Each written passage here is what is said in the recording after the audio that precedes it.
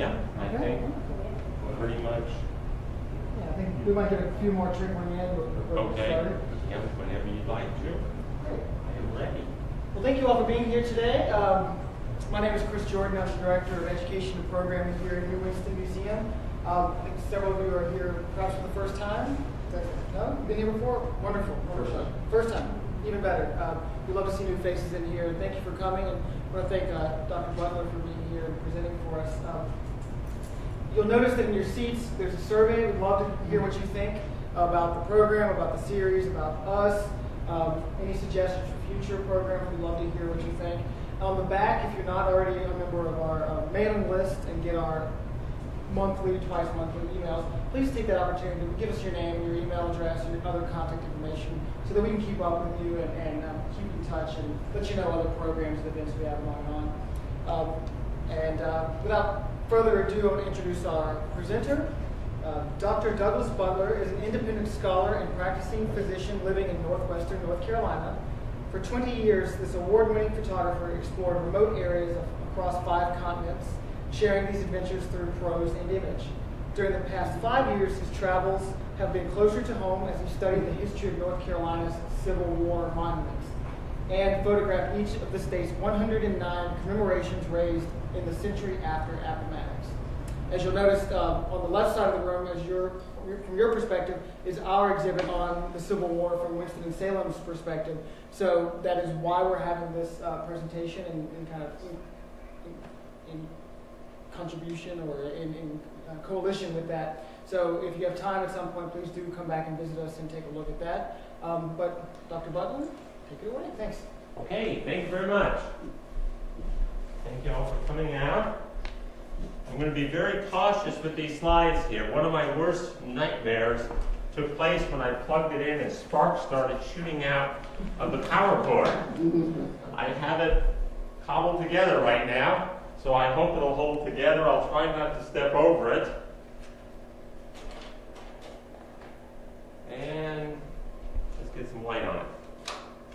Okay, there we go.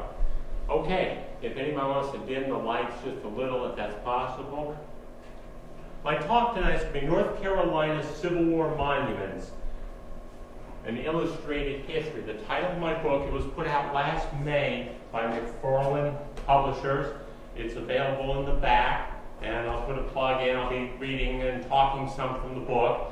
And like Chris said, it includes photographs of each of North Carolina's 109 Civil War monuments that were dedicated in the 100 years after Appomattox, or one might say after Bennett Place, the Confederate surrender in North Carolina. This project began as a photo project originally. I received a regional art project grant from the Ashe County Arts Council. I live up in Ashe, and this was to make a traveling photo exhibit of some of North Carolina's Civil War monuments. I named it after Appomattox, and it appeared first at Salem College, so this is almost like a homecoming for me. Salem College for a 2-month run in 2010. It continues to tour, but after that, I started giving some talks with this, and people started asking the inevitable question, are you going to do a book about this? Well, I had done a book before. I climbed the highest point of each of the 50 states, the highest geographic point, and put out a book that's also back there, A Walk Atop America, 50 state summits and a dream to reach them all. I knew what I was getting into. Well, I became a lecturer. The North Carolina Humanities Council picked up this talk. Several libraries sponsored my talk. And I went around, and after one talk, a publisher came up and said, would you like to do a book proposal for us? I think we would like to do this book. It was McFarland Publishers. I knew what I was getting into. I thought about it and said, yes, I really want this information preserved and to put out for the public to use in a lively reference manner. And I want to emphasize lively because the book is a scholarly reference, but it's also written in a very accessible manner, in a lively manner. And I think as we talk tonight, you may see that there's a lot more interest to these monuments than one first thinks when they think one more monument. Okay, well let's start here. And the best place to start, of course, is with North Carolina's first monument. One of the most interesting things, and something I'm going to talk about here for the first part, is how the Confederate commemorative tradition was established in North Carolina. This is located in Fayetteville, Cross Creek Cemetery, dedicated December 30th, 1868. The story behind this monument, however, begins in March of 1865. Sherman's army came up after burning their path through Georgia and South Carolina. Sherman invaded Fayetteville, met mild resistance by the Confederates. 30 Confederates were killed. Sherman took the city, torched some downtown buildings, torched the cotton warehouses and lots of cotton, a valuable cash crop, and then he moved on. Well, there were 30 dead soldiers. What were the people going to do with them?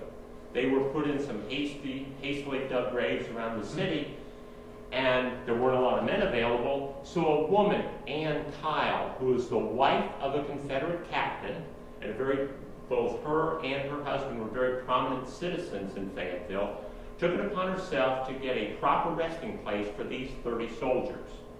And she approached the mayor, Archibald McLean, and asked for some land at the back of Cross Creek Cemetery where she could have a grouping, a small Confederate plot in the cemetery. The mayor agreed.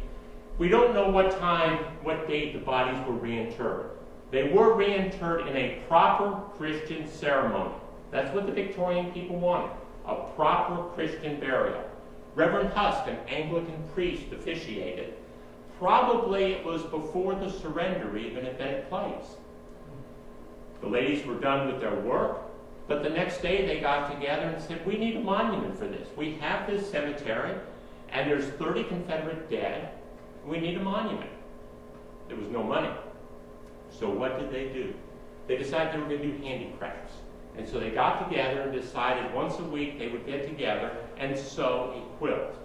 And they made this silk quilt, and they began working on it. And like a lot of other projects, it got bogged down, and there's a lot of interesting correspondence between these women as to when the quilt would be done. And the one lady moved to Chapel Hill, and they sent her the quilt. She wrote back, she said, oh my gosh, how am I ever going to get this done?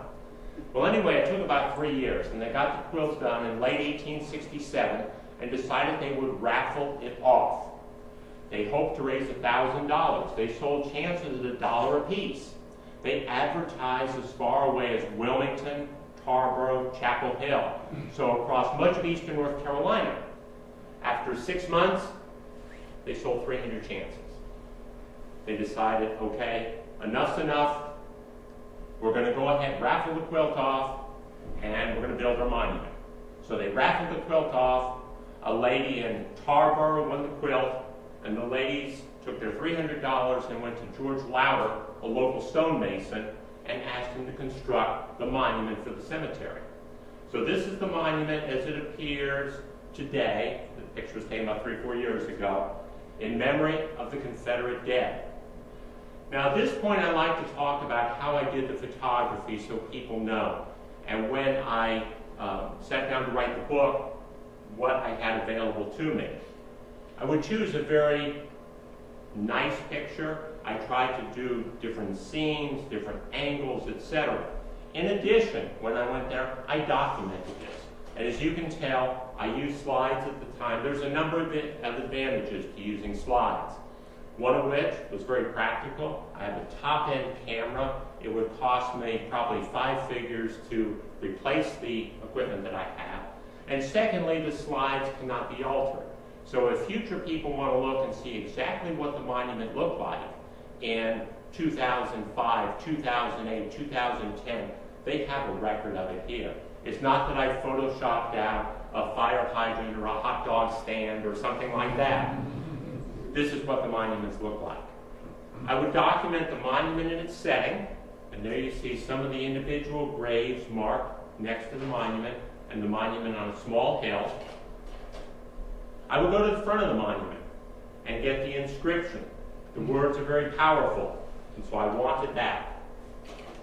And then I went around in a counterclockwise direction. I went to the right, woman's record to the heroes in the dust, I photographed the back. On fame's eternal camping ground, their silent tents are spread. Rest on, embalmed the sainted dead, dear us the blood ye shed. Part of Theodore O'Hara's Bivouac of the Dead. The first two lines are part of a four-line couplet, very famous, and eventually in the 1930s was inscribed at the entrance to Arlington National Cemetery. Here, the Ladies Memorial Association of Fayetteville inscribed it in 1868.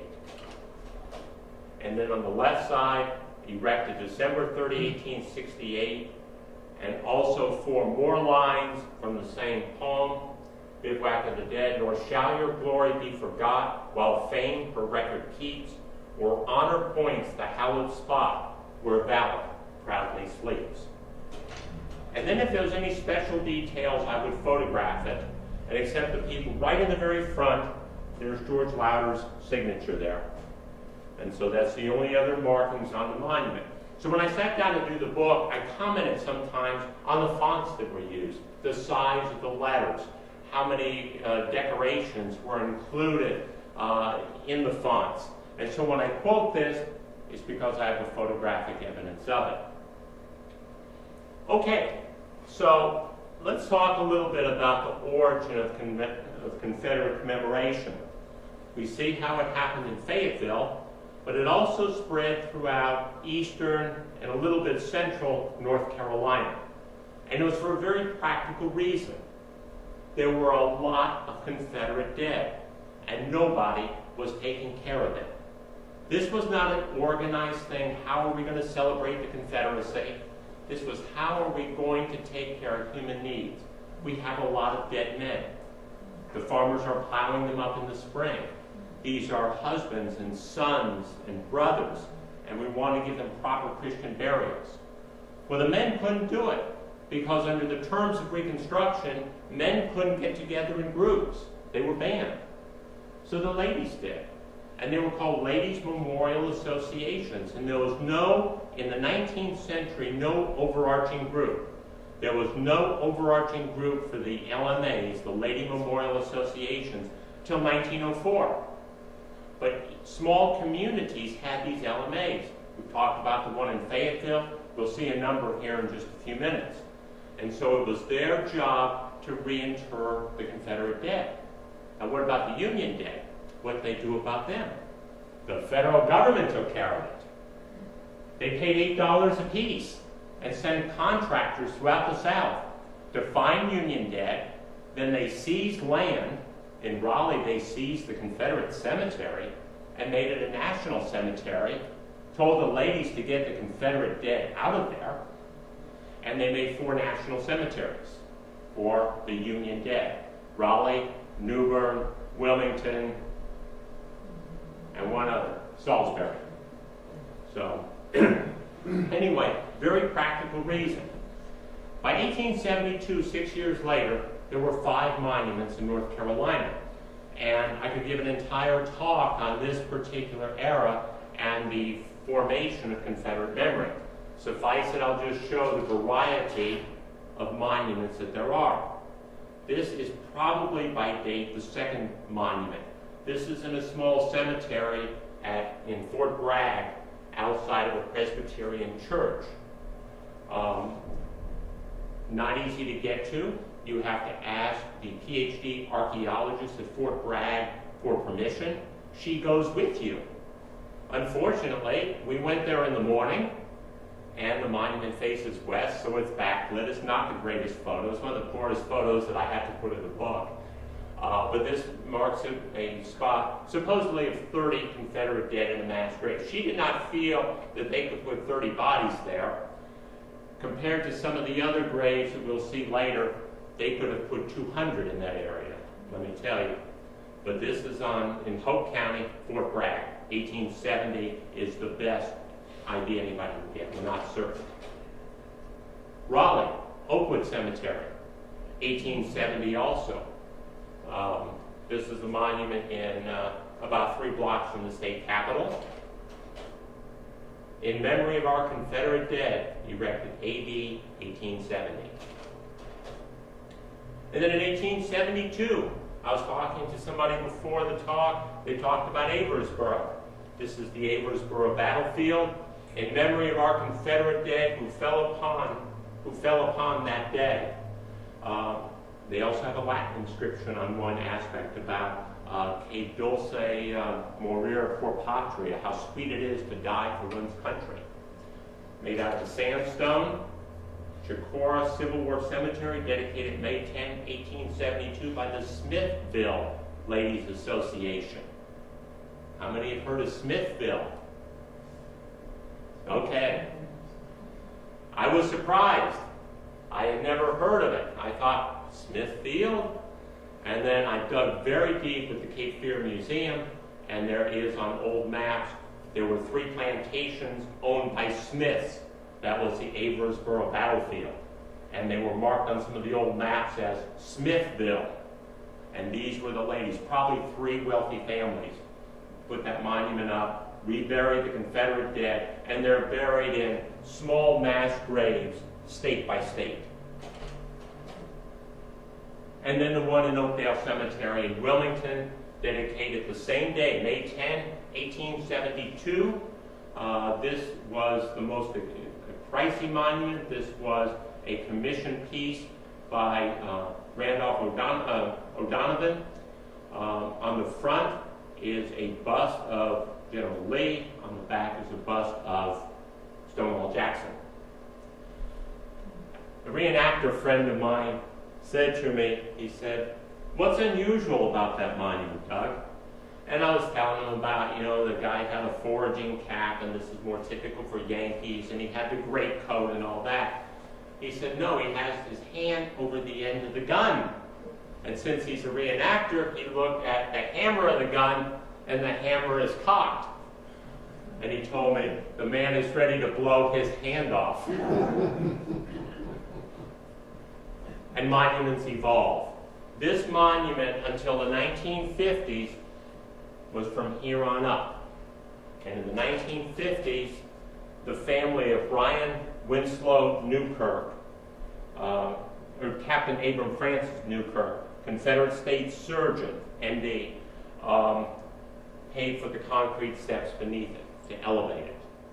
And somewhat surprisingly, until sometime early in the 21st century, that bronze was not attached on the top.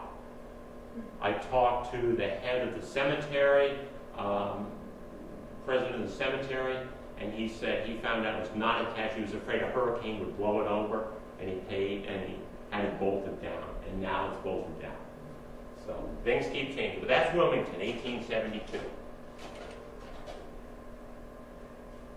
But at the same time, and if any of you heard my piece on NPR yesterday, there were disparate voices. There were other people trying to stake a claim to the memory in North Carolina, one of which was the federal government. They established 4 national cemeteries. They lost a fair number of men here, especially at Salisbury Prison. And in 1873, in the midst of the Depression, there was the panic of 1873 and a 6-year depression afterwards, the federal government paid $10,000, 30 times the price that the women of Fayetteville paid for their monument, to make a 50-foot-high obelisk at the Salisbury National Cemetery for the Union dead. The small one was put up later. That's for the state of Maine, put up in 1908, I believe it was, early part of the 21st century. But this was put up and financed in 1873 by a fellow in Massachusetts.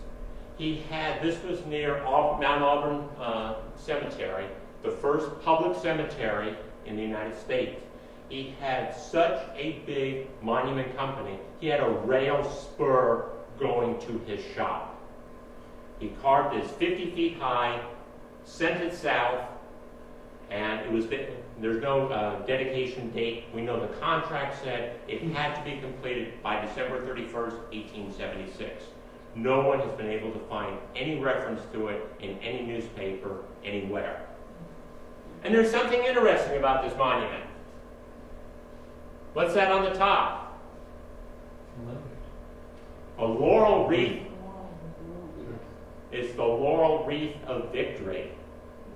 the tallest structure in Salisbury, an important city, a manufacturing and transportation hub in Piedmont, North Carolina, in the middle of the National Cemetery. The federal government announces, we're here and we won. Okay,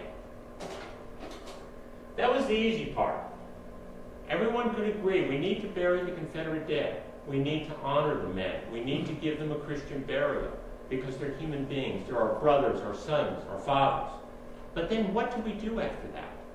And there was some conflict. No monuments were dedicated, no Confederate monuments for 11 years afterwards. And people debated this. Some people said, we need to forget about this war. It was an unnatural war. Let's forget about it, go on. Other people said, no, we have to commemorate these people. And over the next 20 years, many different voices added to this Confederate commemoration. And I'll just show a few examples of this, and then we'll talk about the daughters. And I'll look at my watch once in a while to make sure I don't run too far over. 1883, Goldsboro, Willowdale Cemetery. Behind that wall, and that wall was put up in the year 2000 by the Sons of Confederate Veterans, 800 men are buried. It's the largest Confederate mass grave in North Carolina. Where do all these dead people come from? Well, Bentonville was one, but most of them died from disease in training camps and in hospitals. There were a lot of hospitals in North Carolina because it was considered fairly safe. It was an easy evacuation down the Wilmington and Weldon Railroad from the killing fields around Richmond. And many people came to North Carolina, they died, and they were buried where they died. But this monument was put up by the Goldsboro Rifles. And the Goldsboro Rifles are, I'm going to say, a semi-military group. And I don't think we really have anything like that today that we can compare to. It was not a National Guard unit or a militia in the classical sense, but it wasn't your Rotary Club or the Masons either. Okay, it was sort of a cross between the two. They had uniforms and they marched, but they really weren't military, and you had to be prominent to get in them. There were a lot of businessmen. And on the back of the monument, they inscribed, a generous foe contributed to the erection of this memorial. A generous foe. 18 years after Appomattox, Northern commercial interests had a 2-day bazaar in New York City. They raised $300, which is a third of the cost of this monument, and contributed to the monument. And this was put up by both Northern interests and the Goldsboro Rifles. And it's also one of the first mass-produced soldiers. And we'll talk more about soldiers later on. But these men could be purchased. And this one was made by the Philadelphia White Bronze Marble Company. And he's a sandblasted copper zinc mix.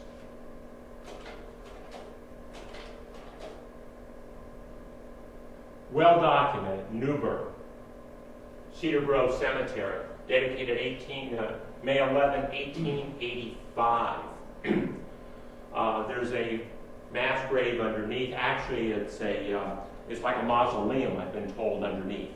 Separate chambers.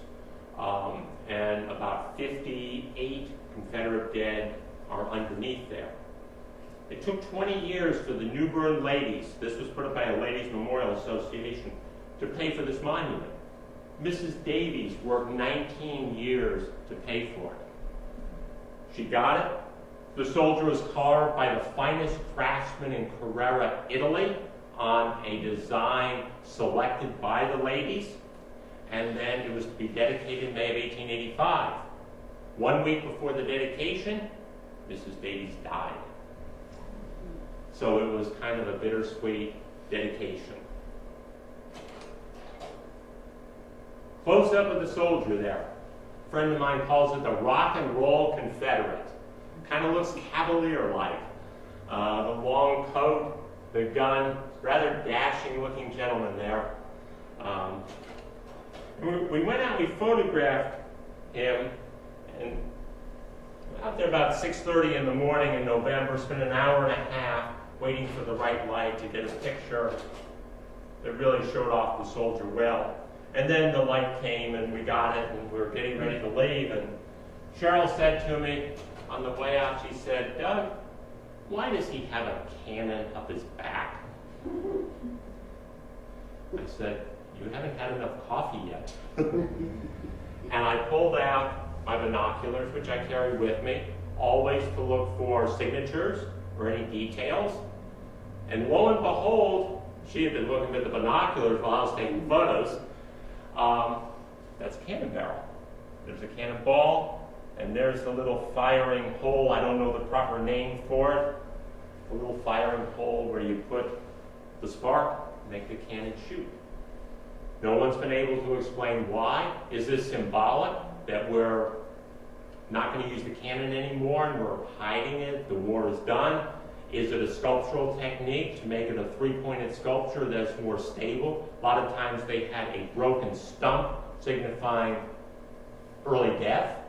Behind the figures, we don't know, but that is a cannon barrel and a cannonball up the guy's coat. Little Washington, where somebody corrected me after one presentation. They said, the original Washington. Washington, North Carolina. This was North Carolina's first civic space Confederate monument, 1888. All the others, if you notice, have been in cemeteries because people didn't want to bring out, for whatever reason, whether it was political, and they didn't want to bring it into the public space, the civic space, or if it was too much grief to see on a daily basis. Well, they put this up along the waterfront where it would be seen by ships coming up the Pamlico River. It'd be the first thing they would see as they approached Little Washington. Well, you see all those graves behind it. Transportation patterns changed. Boats didn't go up the Pamlico much. From 1888, when this was dedicated, to 1898, when it was moved, transportation patterns changed. The railroad came to town. The waterfront wasn't much of anything, and the monument was kind of sitting out there in the woods all by itself. And the people decided to move it. And they moved it to Oakdale Cemetery in Little Washington and rededicated it May 10, 1898. The soldier on top is Captain Allen. He was one of the Immortal 600. How many are familiar with the Immortal 600? Okay, I wasn't either. And I thought, now, who are the Immortal 600? They were human shields. And that's a term the National Park Service uses. In retaliation for the harsh conditions at Salisbury Prison, a number of Confederate officers, all officers, captains and higher, were selected to be used as human shields in front of Fort Wagner outside of Charleston. They were encamped right in front of the Union batteries, so the Confederates had to fire over their own men to hit the Union batteries. After that, and it was in the heat of the summer, and there was almost no shade, no tents, no anything like that, and the men stayed there and baked. And then they got shipped down to Fort Pulaski in Georgia and Tybee Island in Georgia during the winter, given starvation rations. It was a gruesome story. I came across it in the Greensboro Library on a book about the Immortal 600. This was published in 1869. I've had all these facts verified with other sources, and that was one of the not so nice parts of the Civil War. Well, anyway, they selected Captain Allen to be the figure. He had survived. 41 of the 600 did not survive, which is pretty amazing that over 90% survived, because most prisons had 70 to 80% survival rates. Some had as low as 60-some% survival rates. So these guys did pretty good. Well, I always wondered, why was Captain Allen chosen? Because in this book, they had a list, and in Beaufort County, which is Little Washington's county, 4 men were the Immortal 600. So at a Civil War conference, in fact, it was one they held, Chris, in Winston, where I first met you, I asked Leonard Lanier, who's the head of the Museum of the Albemarle, and he did his PhD thesis about the history of Beaufort County. I said, why was it Captain Allen? He said, Captain Allen was the cousin of Major Sparrow, who I had come across his name, and he was the major contributor for the monument. So it was a relative of the major contributor, and he was sculpted. It's one of the very few in North Carolina where they have a particular soldier honored like that. Little Washington, and there's a Sergeant Richardson in Anson County, and possibly one in Gastonia. I gave a presentation down there a month ago. One of the people said that it is the image of the person that the local UDC chapter is named for. So that's a pretty reliable source. But this is Captain Thomas Allen. And then I include some more local ones. This is Greensboro. You can see it changing, how the monument changes, and it takes upkeep. The first time I photographed that monument, there was no soldier on top. Wasn't sure what had happened to him. So a jogger came by and I said, what happened to the soldier? And they said a tree limb fell and crushed him. He's out getting repaired. So I had to go back again, and they put the soldier back on, and then everything was looking a little bit better. And this was the picture I used in the book. And then I went back a few weeks ago. I was in Greensboro and wanted to get a photograph of General Scales' grave, which is not far from there, and decided to swing by and see what the monument looked like. Lo and behold, over the last 2 years, the daughters, and I was told this was the daughters, the sons have done a lot of the rehabilitation, but the UDC, the Daughters of the Confederacy, put that nice walkway. There's a couple of benches there on the side, and there's supposed to be some lighting. And it's going to be lit up 24 hours a day, or all night long. North Carolina's first public permanent civic space monument, Concord, Cabarrus County, dedicated May 5, 1892. 5,000 people attended the ceremony. And Raleigh's monument, put up by the North Carolina Monument Association, a mixed gender group, women and men, dedicated May 20, 1895. 25 to 30,000 people turned out. The railroads offered specials, $1 for anywhere in North Carolina for veterans to go. 10,000 veterans turned out for the dedication. And it was about the greatest. I have an entire chapter in the book dedicated to the dedication of Raleigh's monument. 75 feet high, the tallest one in North Carolina. And still in this transitional period, different groups came along. You notice I haven't mentioned the Daughters yet, because the Daughters only formed in 1894, North Carolina's Daughters in 1897. So we're just now getting to the era of the Daughters. And we have these other groups trying to do things. This is High Point's monument in Oakwood Cemetery. There's, in North Carolina, 3 Oak Woods, 2 Oak Dales, and 1 Oak Grove cemetery. And when you proof the book, you can go nuts by the time you're done with that. Let me tell you. If I misspeak an Oak Dale for an Oak Grove tonight, forgive me. But anyway, this is in High Point Cemetery. There was a Mr. Barbee who ran a hotel, which became a hospital. 50 Confederates died. 46 of them are identified. Probably the highest percent identification that is known. And the monument was dedicated July 4th, 1899, put up by the Junior Order of United American Mechanics. And there it says, Guilford Council, number 23. Apparently this was, as near as the little bit I could find out about them, a civic group, much like Rotary, Lions, the JC, something like that. And when I was giving this talk in High Point, somebody told me that the Junior Order of United American Mechanics also began the hospital. And they did the founding of the hospital in High Point. And probably they had some loose affiliation with the Daughters.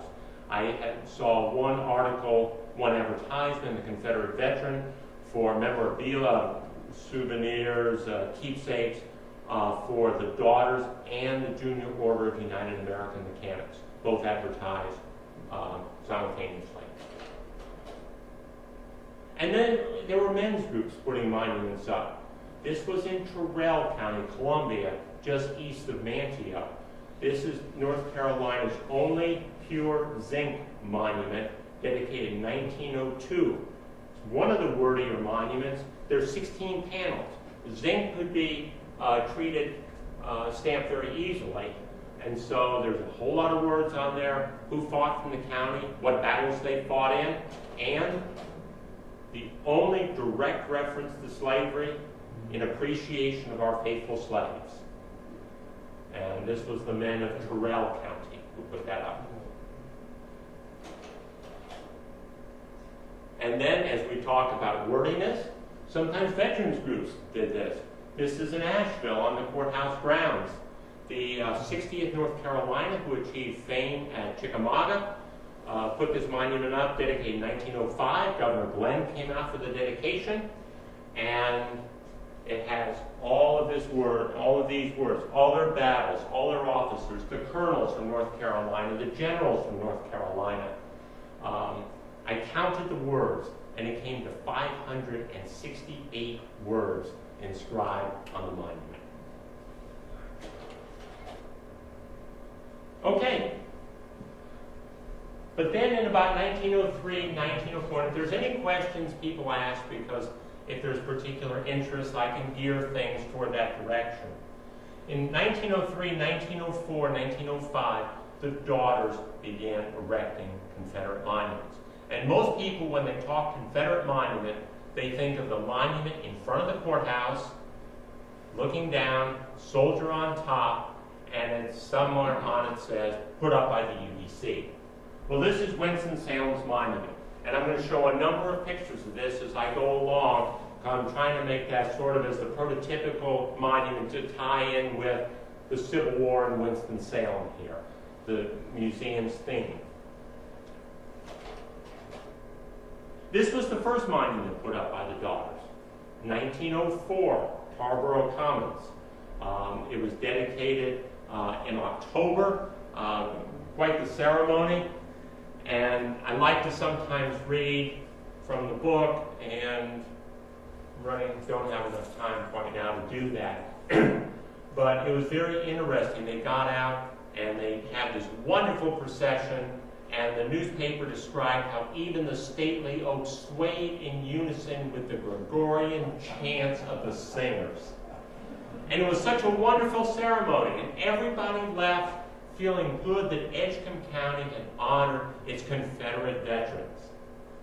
Well, we were looking through this, and Cheryl would be with me, and she'd look over my shoulder, and we would always check. There were weekly papers several weeks before and a week or two after, and she said, there's something that says Confederate. And I looked, it was a week after the monument, and it said, Confederate soldier has arrived. They dedicated the monument with all this lavishness, and the soldier, who probably was made by the American Bronze Foundry in Chicago, hadn't arrived yet. They dedicated just the shaft. These kind of interesting stories come out. A couple years later, they had another very interesting story, and the monument was shot. The soldier was shot on Confederate Memorial Day. And apparently the Edgecombe Guards, this was another one of these veterans and local militia type groups, and I suspect somebody had a little too much to drink, and when they were going to have the 21-gun salute, somebody put a musket ball in his gun, and they held their guns up and shot, and he shot the Confederate soldier. And I have that described in the book. They offered a $5 reward for the apprehension of the scofflaw who did such a dastardly thing. And there's a close-up of the soldier. I tried with binoculars to see if he has a bullet hole in him or a repair or anything like that. I really can't tell, and no one's been able to document it in the newspaper. But nobody seems to know exactly where the soldier got shot because it wasn't documented in the paper. But the paper said, from the angle, we've narrowed it down to 3 men in line. We know the bullet had to come from one of those 3 men. This is one from the one in Gastonia. one of the taller monuments, and I talked about there, just giving some examples of what the daughters did. They put it in front of the old courthouse in Gastonia, they moved it in front of the new courthouse. And you can see that that's put up, and fairly new building. I think it's been about 10 or 15 years ago. Alamance, Graham, put up in 1914. It's going to have a 100th anniversary celebration on May 10th. And if you like to talk and want to hear a talk with an emphasis on Graham, I'm giving a talk that morning, and then I'm going to be doing a presentation as part of the rededication ceremony that afternoon. But this is a typical monument, what many people consider stereotypical, facing north. Only a minority faced north. That did not seem to be high priority. Other people described it as the monument is looking out the soldier over our sunny Southland, whom he loved so much. So it seemed to be more just however it faced with the courthouse, but he is resolutely facing north. And this is one a lot of people have heard about, especially around here, and this is Reedsville's monument. This was the last monument that was in a prominent traffic circle. This was early on, and if anybody heard the talk that they had on NPR on Triad Arts yesterday, I talked about the location. This was the location the daughters wanted. They didn't really want it in the courthouse lawns. And the businessmen said, we don't want it in the middle of the street. It's going to impede traffic flow. Well, probably, and there's really not good documentation, but probably a good 15, 20, maybe 25 were in traffic circles like this, or at least in the middle of the intersection. There's photographs, for instance, in Hendersonville, in Henderson County. Davidson, Lexington County, was in the middle of the street. Kinston was in the middle of the street. And one of the more interesting ones was in Burgaw, Pender County. The businessmen went to court and got an injunction to block putting it up in the middle of the street. And the ladies took to the Supreme Court and they set it aside for 72 hours starting at midnight. About 20 after 12, the ladies and some of the contractors were out there putting the monument up as soon as the injunction folded, and they had the right to do it. And the monument went up, and who was the speaker? Walter Clark, the Chief Justice of the Supreme Court. So anyway, this is the one that got knocked down in Reedsville. Apparently it's going to be moved to one of the cemeteries. I got this picture before it was hit. It wasn't the greatest picture. I wanted to go back and get a better picture. Now that it's gone, the picture looks real good. So. Okay, let's talk about the parts of the monument. And in the book I separate the daughters' era into different themes: financing, dedication day, the soldier on top, the monument company's prose, and each chapter starts with a particular vignette. Well, for dedication day, I started with the Forsyth County one. There's a lot of information about Forsyth County, and we'll talk a little about that as we go along. And here's a different view of the Forsyth County. This one I liked because I got rid of that fire hydrant. I wasn't going to Photoshop it out, but you can hide the shrubs that are there. Very interesting. It was dedicated in October of 1905. They said it'd be the biggest day in the history of Winston-Salem. And to help bring people into town, 3 events were staged almost concurrently. The night before, a new Masonic lodge was dedicated. That afternoon, at about 11 o'clock, 12 o'clock, was the monument dedication. Then immediately afterwards, as county fair began, they said it'd be the biggest fair the county's ever known. And they purposely waited on the fair so that all fairgoers could go see the parade and the monument dedication. Well, it really was, and town went all out. There were people that decorated. There was a Mr. Vogler who had a Confederate demonstration in his window of his firearm and a drum and etc. And other people decorated the town in red and white, the Confederate colors, the colors of the Daughters of the Confederacy. And they had this wonderful parade. And they planned it out so well, the parade was going to double back on itself. And so people marching in the parade could see the rest of the parade at the same time. Well, what happened that morning? It poured the rain. And they decided they couldn't even hold the parade. They had a real quick ceremony. They had the speeches in the courthouse. They went outside, and they went to take the veil off the monument. And the little girls, normally they have little girls do this, and they pulled and they tugged and nothing happened. And you can imagine the embarrassment for them. And they tugged and they tugged and they tugged and nothing happened. And eventually they had to get a man to go up. The cords had swollen, there was so much rain. Swollen, they wouldn't let loose. And the guy had to go to the top of the monument. He's probably 25, 30 feet high. And physically release the veil covering the monument. And then the crowd could cheer. Some details. Erected by the James B. Gordon Chapter, United Daughters of the Confederacy, October 1905, Winston-Salem, North Carolina. And I was driving down and thinking, wasn't last year the 100th anniversary of the joining of Winston-Salem? So actually, 8 years before, they actually called it Winston-Salem, hyphenated, on this monument. James B. Gordon, he was a brigadier general, cavalryman from North Wilkesboro. Fought under Jeff Stewart, died, I think it was in the same battle that took Jeff Stewart's life. Encamped on Fame's eternal camping ground. Only inscription like that I found in the state. Again, off of this, on Fame's eternal camping ground, no silent tents are spread. Instead, the ladies opted, the daughters opted to paraphrase it. Sleeping but glorious, dead in Fame's portal, dead but victorious, dead but immortal. They gave us great glory, what more could they give? They left us a story to live. That had to come from somewhere. Thank goodness for the internet. And I spent quite a few days trying to run some of these down. Penned by James Barron Hope in 1870 at a talk to cadets at Virginia Military Institute. And that's the source of those words. And no, that was not a simple Google search. As Southern soldiers of the War of 1861 to 1865, they share the fame that mankind awards to the heroes who served in that great conflict. And you see the nice, very nice stonework there that was carved in.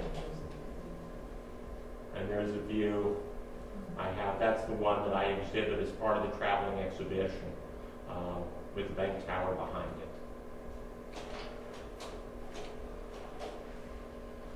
The soldier. We don't know where he came from. Now, if there's anybody here from the local Daughters chapter, perhaps in their records or something, it might be found out. But the soldiers could be purchased. They were often manufactured in Germany or Italy because that was the low-cost producer of the day. In addition, you could buy stamped sheet metal soldiers, and you could purchase them out of the catalog. This particular man was made in Ohio by the Mullins Company in Salem, Ohio. The former head of the Greensboro History Museum loaned me one of those catalogs. He had a catalog from 1913. And you could go through and there were pages, and I have the plate reproduced in my book. He's like soldier 8678-A. And the difference between him and soldier 8678 is that 8678 is a young man. This is an older guy with a beard or a goatee. Probably the rest of it were the same pieces of sheet metal that were stamped. They just put a different head on the soldier. And when people say, we have a Yankee soldier in front of our courthouse, well, a soldier is a soldier. The difference is that they would weld on a belt buckle that would say CS here in North Carolina, or US up north, or something on the cartridge box. But it was the same molds that they used. Cheap sheet metal. Some of the soldiers cost as little as $150, and they weighed about 80 pounds. The one in Asheboro was blown off. The one that's the cover of my book, his nickname is Hugo. For obvious reasons, 1989, Hurricane Hugo blew him off, and they came there the day after the hurricane, and he was hanging by 1 foot from the top of the monument. They paid $4,000 to have a local guy refurbish him, and all the armatures had worn out. So these are very lightweight sheet metal. Nobody cared about individuality. It was just like having an urn or a figure on the monument. And here's another unknown provenance.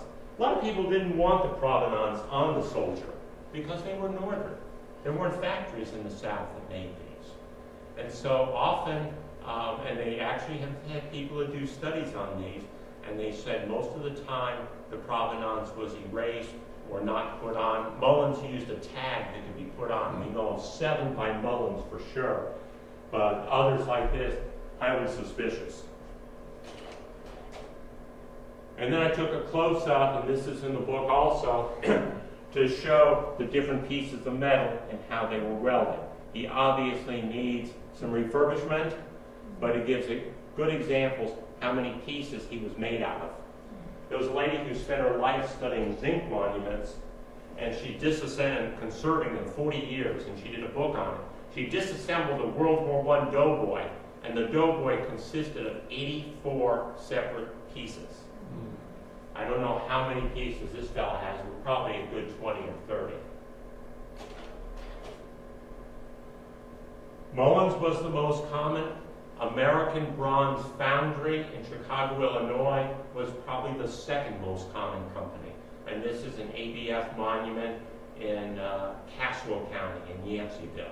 Took that right as the storm was breaking up. And it's pretty neat photo. When I did these, I did a lot of wide-angle photography for the whole monument. Then I stepped back with a big 300 or 400 millimeter lens and on a tripod and set it for the close-up of the soldiers. Rocky Mount. These may have been Southern soldiers. They were Southern Car. This was put up by the Roberts Marble Company of Georgia. It ties for the highest monument in North Carolina at 75 feet. This monument had 5 figures. And you look at it and you say, well, where's the rest of the figures? There was the flag bearer on top. There was an infantryman, a sailor, a cavalryman, and a general. In the 1970s, somebody came along and stole 2 of them. And it's still not talked of very highly in Rocky Mount. I've had a big advantage when I was doing this. I do like travel medicine, filling in clinics where people need me. And so sometimes I would be in these areas and would talk to people. I was in Rocky Mount for a few weeks. And literally, people told me that in the 70s and 80s, they dredged the Tar River because they had heard they had dropped the soldiers in the Tar River. But they never found them. So they took the other 2 down. They think that somebody came up with a pickup truck, put a chain around the soldiers, and pulled them off. So where are the other 2? People said, oh, they're in a warehouse somewhere. Well, I want to know where. So about 2 weeks, starting with the police and the mayor and working on down, I finally found them. Parks and Recreation, right next to old carousel horses and the emergency cones and everything to put out when there's construction. And there's the general officer with his binocular. He has a broken neck. And then there's the infantrymen. They were the 2 that were not stolen. We tried to take them outside. They're about 5.5 feet tall. They weigh 300 or 400 pounds. Another man about my size, my age, we got them on a dolly. We only realized that it was going to break the dolly and probably break the monument. So we put them back. I just photographed them right there. But, and that's the way they were. They would like to put them back on the monument and replace the other 2. There's actually talk about having a fundraising drive to do that. And not all monuments were cheap. This one's in Salisbury, just down the road here, about 30, 40 miles. This was put up in 1909 by the Robert Hope chapter of the Daughters of the Confederacy. And this is a commissioned piece. Fame. Now, they have a piece very similar to this in Baltimore. It's called Glory. Well, they put that up, and the soldier was carrying a furled flag, dying soldier. And the Salisbury ladies wanted something a little bit better, so they went to the sculptor, Frederick Ruckstall, and said, can you make a copy for us, or do something a little bit different for us? And he said, well, to save you money, I can make this copy, we'll make one change. We're going to have a bent rifle on it instead of a furled flag. And so the lady said, if you promise never to make any more copies of it, we'll take you up on it. He knocked $2,500 off the price. The Baltimore price was $17,500. The women of Salisbury paid $15,000, and they got their monument. And it's in a traffic median on the main intersection downtown. Probably, I think, North Carolina's most beautiful monument. And this is the exhibition the photo that's in the exhibition aside. I like to shoot like this, where you have the words with it. They gave their lives and fortunes for constitutional liberty and state sovereignty in obedience to the teachings of the fathers who framed the Constitution and established the union of these states. Francis Turner Christian Reed, famous novelist, penned those words. Okay, monument companies. We don't know, I could not find out anywhere which monument company put up Winston's monument. There's a couple possibilities. In Winston-Salem, you had the Blue Pearl Granite and Marble Company. They erected the one in Asheboro. The one in Asheboro was the biggest thing anyone had ever seen. It took the largest wagon in town to pull the monument in front of the courthouse.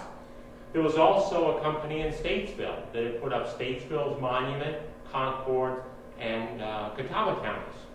In Catawba County, they rolled the block down the street on rollers like you would move a house. And everybody came out to see the granite blocks moving down the street there. And there's almost certainly not the McNeil Company here in Winston-Salem, but the McNeil Marble Company was the most prominent. And they were a very well-established company that had a lot of advertisements in the magazine, The Confederate Veteran, the official organ of the heritage groups, the United Confederate Veteran, the Daughters of the Confederacy, and the Sons of Confederate Veterans. And they put up 12 in North Carolina. This was Hertford in Perquimans County. They did wonderful, dedicated 1912, wonderful carving. That's the last obelisk in public space in North Carolina. This is in Lenoir, Caldwell County.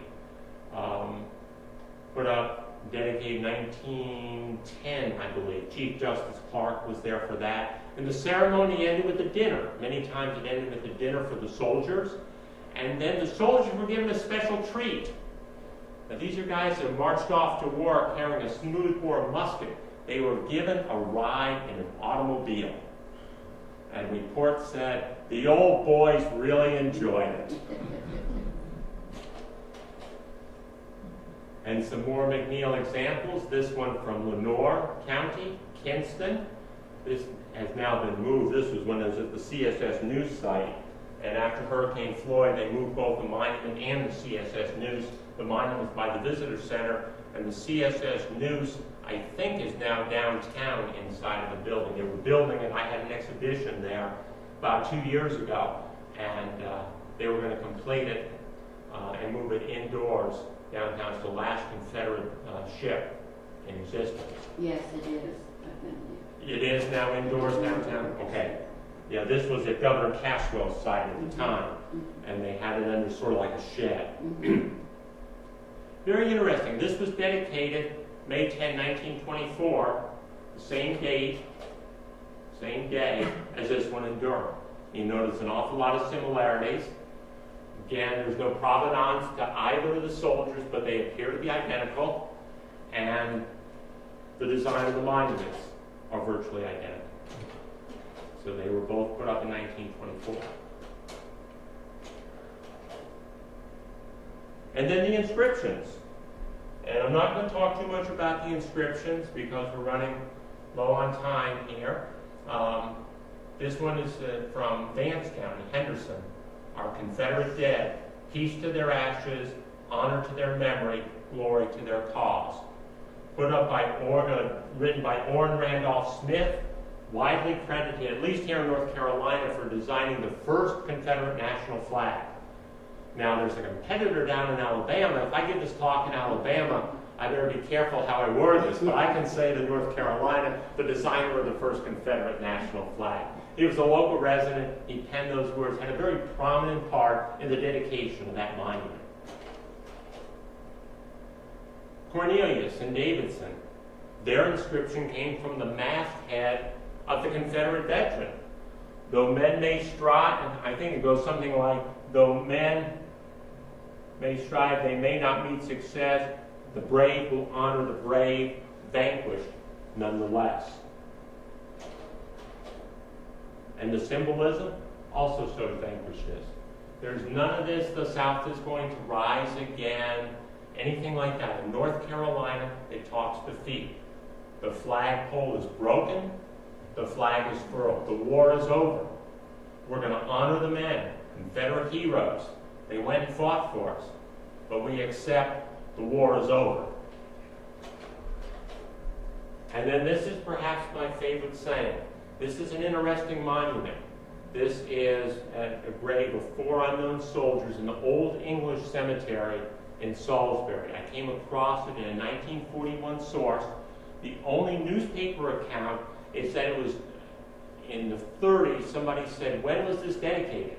And an 80-year-old woman wrote in and said, many years ago, there was this old veteran named Frank Buies, who was a veteran and a marble carver, and he put this up. So we have no idea. It was probably in the 1800s. 4 unknown Confederate soldiers. For us they fought. For us they died. God bless them. But yet there was another part of the story, and I would be remiss not to mention it, and that's the Union side, because there's 109 Civil War monuments in North Carolina. 101 are Confederate, and 8 are Union. We saw the one Union monument at Salisbury. There's 4 at the New Bern National Cemetery. This is the New Jersey monument. They were dedicated with the full acquiescence and support of the Confederate veterans. New Jersey sent a delegation of soldiers down, the veterans of the 9th New Jersey. They were met by the train of the governor of North Carolina. They marched down the street with the Confederate veterans. They stopped at Cedar Grove Cemetery, the Union men, to decorate the graves of the Confederate veterans. Then they stopped at the Connecticut Monument to decorate so the Confederate veterans and the New Jersey men would dedicate the monument to the Confederate men. And then they went to the New Jersey Monument. A lot of help was given by the UCB for these state monuments up north. Now, the North had a lot more money. These were $5,000 a piece versus $1,500 to $2,000 for a Confederate monument. And when they got done, they published books on each one. I found books on all 6, so you could have, especially with the New England frugality, they had it down to the penny. You know, rail costs, $101.18. You know, postage, $3.71. But this was the New Jersey monument in New Bern. This is the Connecticut monument. I contend it was put up in 1894. There's a book that says that. The Civil War Trail sign there says 1908. But I found the speech was by Senator Platt, and he talked in 1894. There were 3 decades since Appomattox, plus when the New Jersey monument went up, the New Jersey people and the Confederates stopped to decorate the Confederate monument. So almost certainly 1894. To the men who died of yellow fever in 1864 and those who fell in action before Kinston, March 1865. Again, disease. About 2/3 of the men in the Civil War died of disease. And one of the most interesting is to African American soldiers. They were called the United States Colored Troops. And this is in Hertford in Perquimans County. Put up probably in 1910 in memory of the colored Union soldiers who fought in the War of 1861-1865. Can find almost no information on it. I spent 2 years calling around asking people. Finally, they got me in touch. I talked even to David Siselsky, who did the Waterman Song, and a number of other professors and leaders in the community there, and they referred me to Dot Redmond, who had been curator at Somerset Place and had done a lot of slave genealogy. She believes this was dedicated in 1910. It was by the United Daughters of Veterans. I said, who are they? I've called all around similar Union commemorative groups. She said, no. It was a Sunday school class, and they just wanted a name that sounded prominent. And it was a Sunday school class, put this up catty corner to the first African American church in Hertford, the monument predating the Confederate monument in town by 2 years. And then very interesting symbolism, the flag of the United States crossed with this flag, and from what I can find, it is the Union, it was the Navy Jack for the Union Navy that they would have on ships. Many of the black people were not soldiers, but they were sailors. And there was a very prominent African-American tradition of watermen in the northeastern part of North Carolina, and many of them fought for the Union and were valuable pilots and stuff navigating the channels down. And then for the final slide, I'd like to talk about this, because this is a sort of a discovery. No one had ever mentioned this. I was talking about different databases and everything. I visited virtually every courthouse in addition to looking at old databases. And this one, I looked in the door on a Sunday, and I said, oh my gosh, there is a Confederate plaque that no one has ever mentioned. To the gallant and heroic men of Columbus County who served in the war between the states, 1861-1865, whom power could not corrupt, whom death could not terrify, whom defeat could not dishonor. This tablet is erected with deep devotion and pride by the Jefferson Davis Chapter, United Daughters of the Confederacy of Whiteville, North Carolina, 1959. Down by the coast, and I went back several months later, had a talk. First I talked to the guard, and of course, got all kinds of permission. Finally, they said, okay, you can set up your tripod, you can take a really good picture of this for your book. And so I did that. But that's the first time that's ever been discussed in any of the databases. 1959, Whiteville, North Carolina. And with that, that's a good point to end the story, and I'll open it up for questions. Is that the latest of the monuments or invention that you come across? No, there's actually an ongoing tradition, and I ended it in 1965 because that was the 100th anniversary of the Civil War plus the time of civil rights. For 10 or 20 years after that, there was not much monument building, but there's been a resurgence of it. And I've actually tried to document as much as I can, and there's well over 40 that have gone up, some on private land. If you take the broadest soldier's definition, a number in the mountains, like in Ashe County, we have a plaque as part of a multi-war to the Civil War / war between the states, Union and Confederate. We had 1,100 Confederate and 100 and some Union. In Yancey and Mitchell counties, they put up monuments in 2011 and 2010. In those two counties, to the Confederate dead, just plaques with names listed, much like the Vietnam Memorial type, as an idea.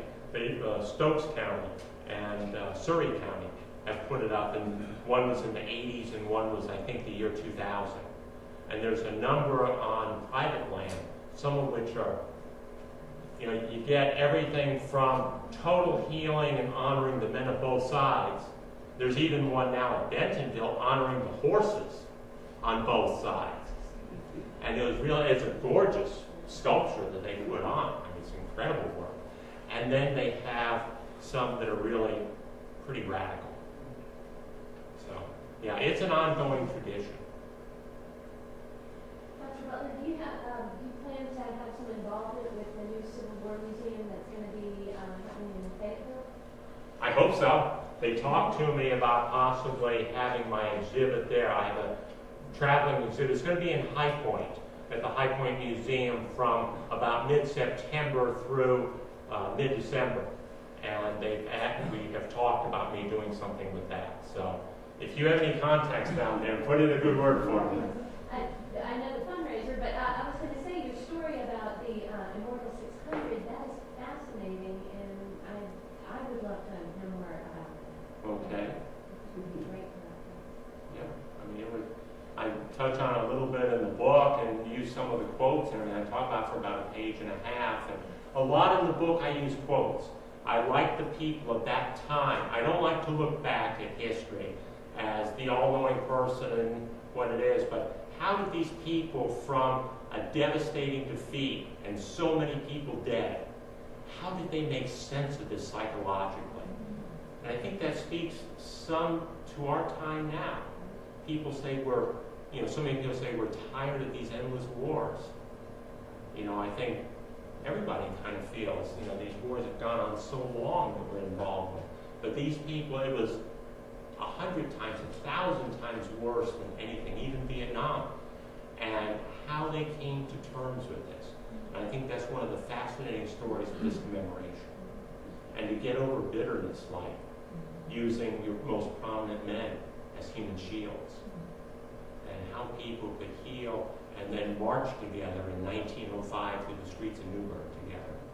And yet it was the soldiers that started the healing. They had the first healing. By 1888, at the 25th anniversary of Gettysburg, the men from North and South could, honor each other, reach across arms, shake hands, really be friends. So, it's a powerful story. Okay. Well, thank you very much. I have some of my books in the back there, and I'll be happy to chat a little bit afterwards. And I'm glad my projector made it though. No flames.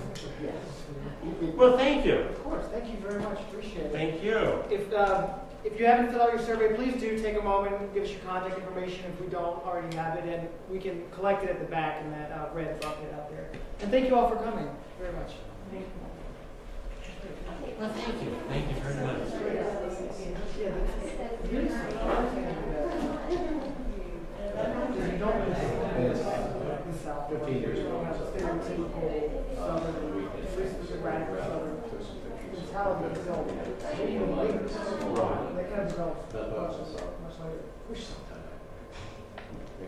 Would you like to get a copy? I've got some in the back.